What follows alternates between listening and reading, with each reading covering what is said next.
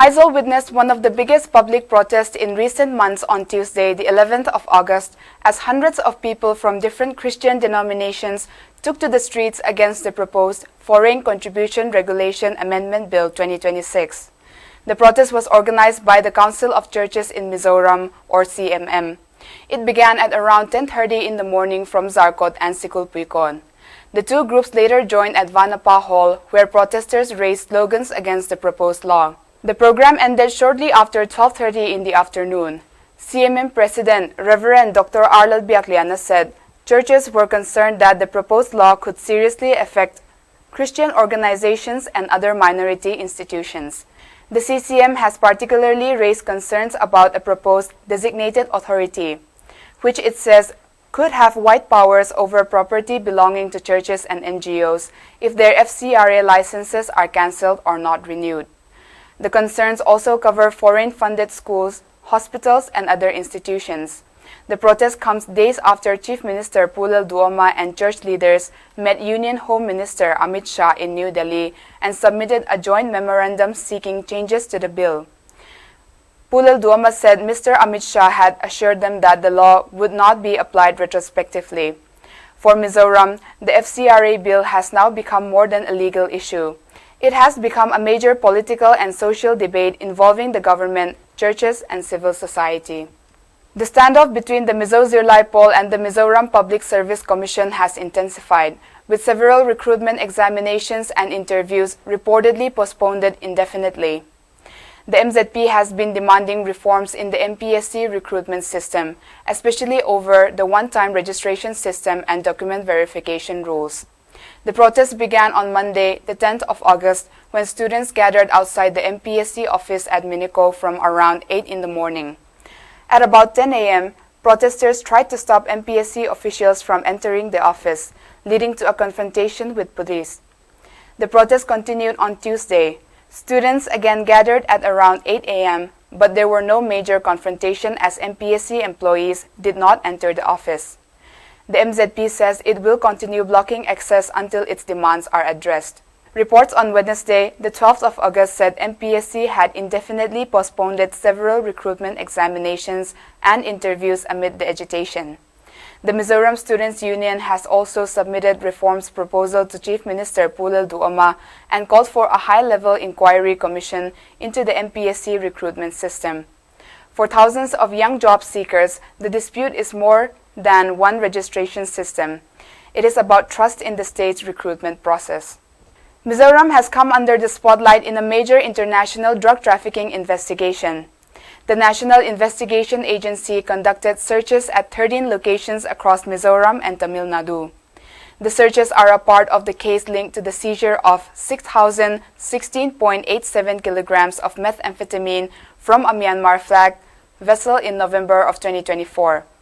At the same time, Mizoram police have reported several heroin seizures.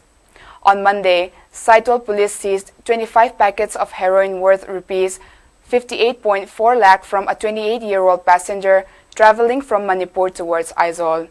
In Zokotar, police seized 5 packets of heroin from 2 men allegedly coming from Myanmar and later arrested a woman suspected of receiving the drugs. Another operation near the Indo-Myanmar border led to the seizure of around 25 grams of heroin worth Rs 5 lakh.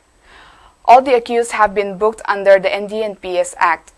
The series of operations highlights the continuing challenge of cross-border drug trafficking in Mizoram and the growing role of security agencies in tracking the networks behind the illegal trade.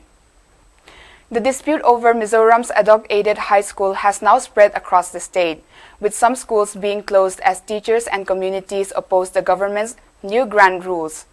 More than 90 ad hoc high schools are affected by the protest. Teachers have been taking mass casual leave against the decision to move these schools from their existing ad hoc grant in aid status to the lower lump sum grant in aid special category 1. The Teachers Association, Migata, says the change could affect the long-term status of the schools, teachers' recruitment, and education in rural areas. The government has proposed improvements in teachers' salaries, but teachers say the issue is not only about pay.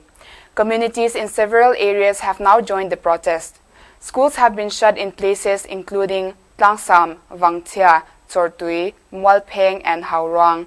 In Tlangsam, the community has reportedly decided to keep Champhai Tlangsam High School closed indefinitely until its previous status is restored. Many of these schools were established by local communities because government schools were not available nearby. The dispute has therefore become a wider debate about how children in remote areas will continue to receive education. Mizoram's Tourism Department and the Central Young Mizo Association have signed a 3-year agreement to strengthen tourism in the state. The Memorandum of Understanding was signed on Tuesday, the 11th of August. The partnership will focus on the people who directly interacts with tourists, rather than only on infrastructure. It will cover welcoming visitors, educating communities about tourism, ensuring tourist safety, prevailing illegal activities, protecting tourist facilities, and promoting Mizo culture. Tourism Minister Pula Nging Lavangmar said tourist arrivals are increasing and the government cannot manage the sector alone. He said cooperation with the Young Mizo Association and local communities will be important to ensure tourism grows while protecting Mizoram's culture and identity. The agreement comes as the state prepares for larger tourism activities, including a winter festival planned for December. La Savunga Park in Hlimen could face closure following a dispute over its maintenance and contract. The Hlimen Local Council, YMA, MHEP, and MOP have demanded that caretaker Oasis Lalruat Tuanga's contract be terminated before the end of August. The groups allege that the park has not been maintained according to the agreement. They claim the contractor was required to pay the government more than Rs 20 lakh every year with a 6.5% annual increase, but allege that payments for some years were incomplete. They have also raised concerns about cleanliness, equipment maintenance, and painting work. The groups have warned that if their demands are not addressed, they could prevent visitors from entering the park. A constitutional issue involving Mizoram's autonomous district councils is now heading for another legal challenge. Mizoram MLA Rashik Mohan Chakma has announced that he will file a review petition against a recent Supreme Court judgment concerning dual membership of autonomous district councils and state legislatures. The case also involves questions about holding an office of profit. The Supreme Court delivered its judgment on 20th of July 2026 in Rustom Chakma versus the state of Mizoram and others.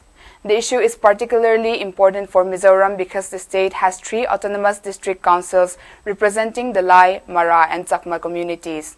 The review petition could therefore have wider implication if the relationship between the state legislature and the autonomous district council. Mizoram's Council of Ministers has approved several important proposals covering the state's identity, economy, and administration. The cabinet meeting was chaired by Chief Minister Pulal Duoma on Monday, the 10th of August. Among the major decisions was a proposal to officially recognize Ro Minrel Sakangte as the state song of Mizoram. The cabinet also considered changes involving private schools and the regularization of provisional government employees. Other decisions covered contractual employees under the State Commission for Protection of Child Rights, posts in the Mizoram Electricity Regulatory Commission, and the continuation of Benjamin L. Tlumte as its chairperson. The government also approved proposals concerning the Mizoram Goods and Services Tax Second Amendment Bill 2026, legal metrology rules, and a new Mizoram Micro, Small and Medium Enterprises Facilitation and Promotion Bill 2026. Together, the decisions cover education, taxation, electricity, business, and government administration, while the proposed state song adds on a cultural dimension to the cabinet's latest decisions. A 75-year-old man from Champhai has died after what is believed to have been a bee attack. Pula Lianmoyo of Zion Veng reportedly went to his farm near Melbuk on Sunday to feed his pigs. He kept both pigs and bees at the farm. When he did not return home, his family members went looking for him and found him dead near the farm. Local reports said there were several suspected bee sting marks on his head and that he was holding equipment used for keeping bees.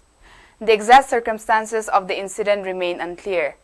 The death has highlighted the risk faced by people working alone in rural farms, particularly in areas where beekeeping and other forms of farming are common. For many people in Mizoram, farming is a part of everyday life, But this tragedy is also a reminder that even familiar work can carry serious risk when it is carried out alone in remote areas. That's all for today. Thank you for watching.